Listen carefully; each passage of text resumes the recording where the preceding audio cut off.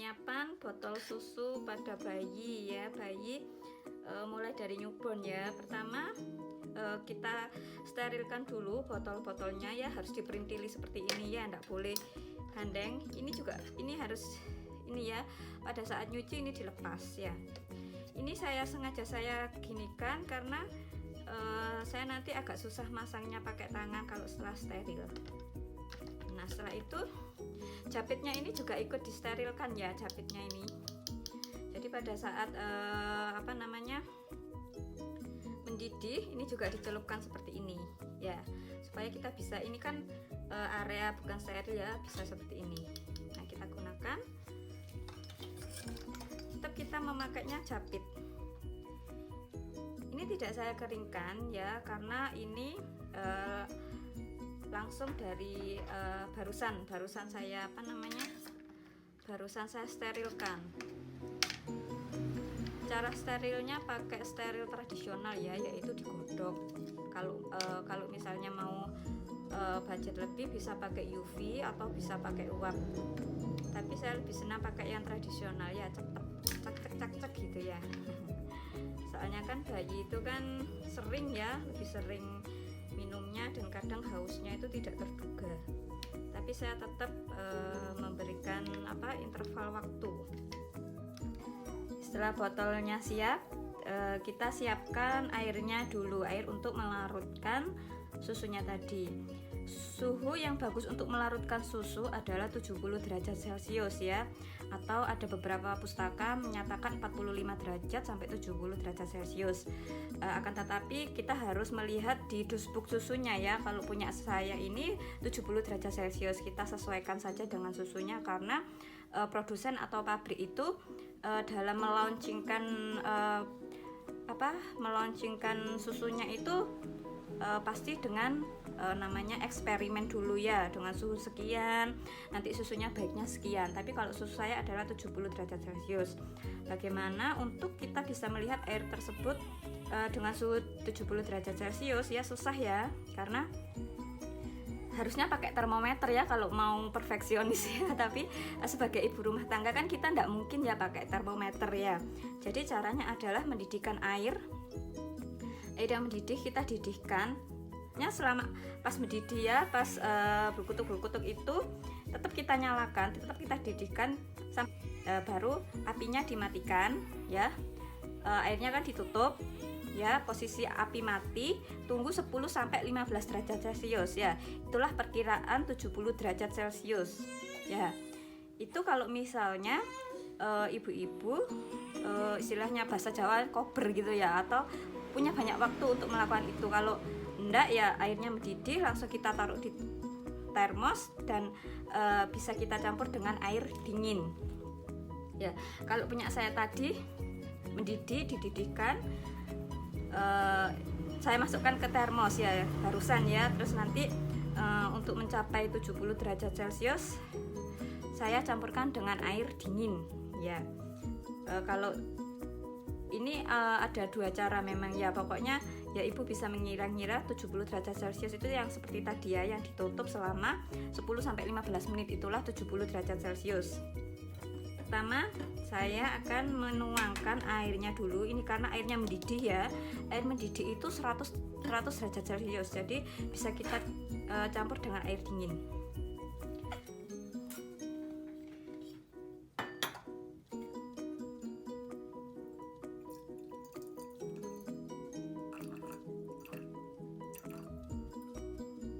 Jangan lupa ya kalau naruh botol itu begini ya, supaya tidak terkontaminasi dengan meja sini, karena nanti kan uapnya naik, airnya jatuh ke bawah, nanti terkontaminasi. Terus saya campur dengan air dingin sedikit.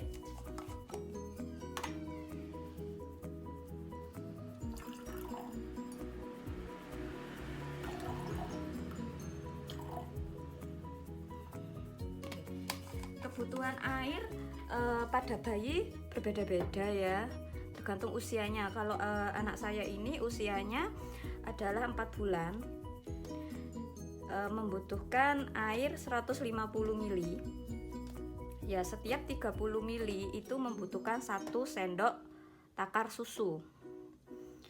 dengan interval yaitu 6 kali 24 jam. Maksudnya dalam 24 jam itu pada usia 4 bulan membutuhkan 6 kali minum susu gitu ya. Jadi 24 saya bagi 6. 24 saya bagi 6 adalah 4 ya, 4. Jadi interval 4 jam anak saya harus saya berikan susu sebesar 150 ml. Karena karena anak saya 150 ml itu langsung glek satu kali itu nggak bisa ya, muntah. Jadi akan saya bagi 2 yaitu 70 ml tiap 2 jam ya. Oke. Berarti dibagi 2 ya, berarti tadi kan dalam 150 ml itu membutuhkan 5 sendok takar ya. Kalau saya bagi 2 berarti 2,5 sendok takar gitu ya. Oke. Ini harus tetap di ini ya, aluminium foilnya harus tetap di ini, jangan dilepas gini ya, karena ini untuk menjaga keawetannya, karena aluminium foil ini kedap, sifatnya kedap. Oke. Nah, ini sendok saya kan terlihat berdiri ya. Karena apa? Saya menjaga kehigienisan sendok. Nah, seperti ini. Saya berdirikan. Karena apa? Karena ujungnya ini nanti akan saya pegang dengan tangan.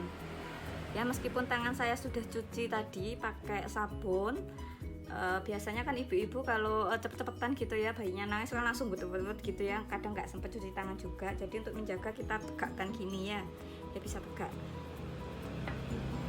Ya, kita berikan 2,5 ya, tadi kita ngitungnya 2,5. Tapi kita harus bisa pinter hitung-hitungan ya. Kita lihat di label masing-masing susu itu berbeda ya. Nah, punya saya ini kebetulan saya bagi 2. Jadi kebutuhan anak saya adalah 2,5. Untuk setengahnya ya kita kira-kira setengah ya. Karena kalau kita timbang pakai timbangan ya lama nanti ya, bayinya nanti kejang nanti ya, kelaparan. Oke, kita taruh tetap ya kayak gini ya. Oke, kita tutup lagi. Oke, ya kita tetap menjaga kehigienisan botol. Kita nggak boleh pakai tangan ya, tetap pakai ini sumpit ya. Ini tetap saya beginikan. Nah, kalau ini tidak apa-apa karena ini nanti boleh dipegang sama tangan ya. Yang ini tidak boleh ya kita pegang ini ya, nipple atau kalau bahasa Jawanya pentil, ini tidak boleh ya, karena ini nanti akan masuk ke dalam mulut bayi. Nah gini ya, tolong diperhatikan. Oke, ini nah ini boleh kita pegang karena ini boleh dipegang, tapi daerah sini tidak boleh kita pegang pakai tangan ya, bawah ini loh, itu tetap pakai sumpit yang bersih. Nah kita tutup. Oke,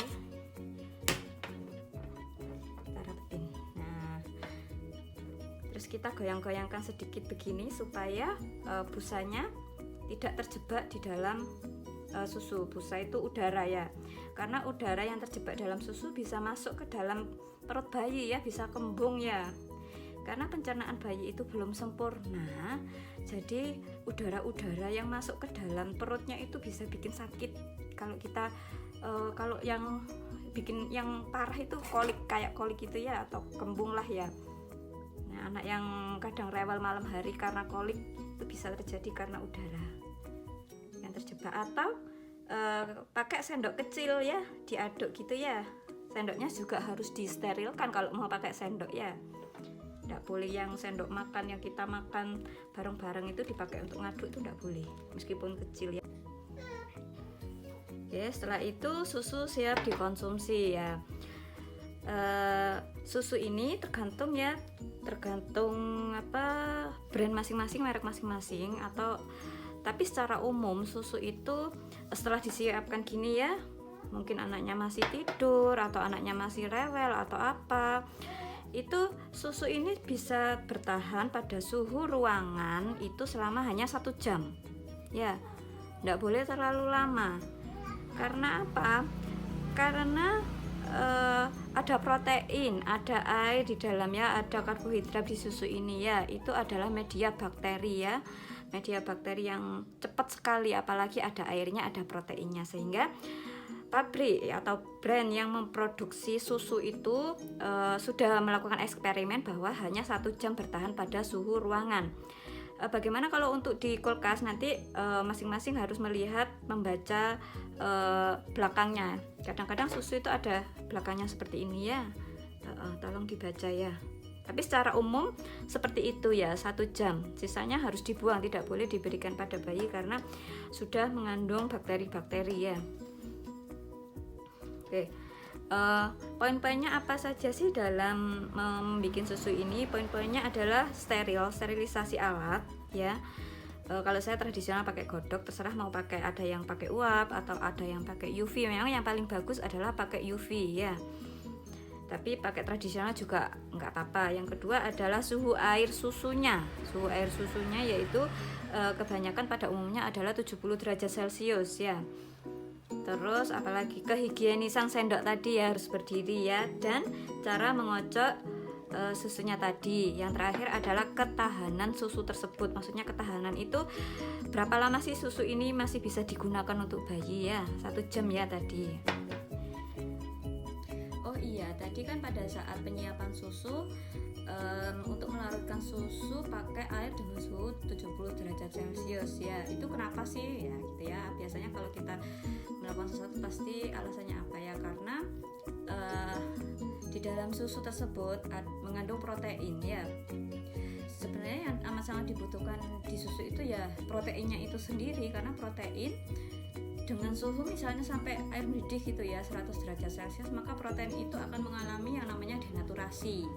Denaturasi itu jadi proteinnya itu akan rusak, proteinnya nggak bisa digunakan lagi untuk bayi. Kan sayang kan ya, susunya mahal-mahal, kita salah menyiapkan dalam pembuatan susu, maka proteinnya tidak bisa digunakan ya. Nanti anaknya bisa-bisa lemes, bisa-bisa tidak bertenaga, atau mungkin terjadi stunting ya. Stunting kan protein yang utama adalah proteinnya.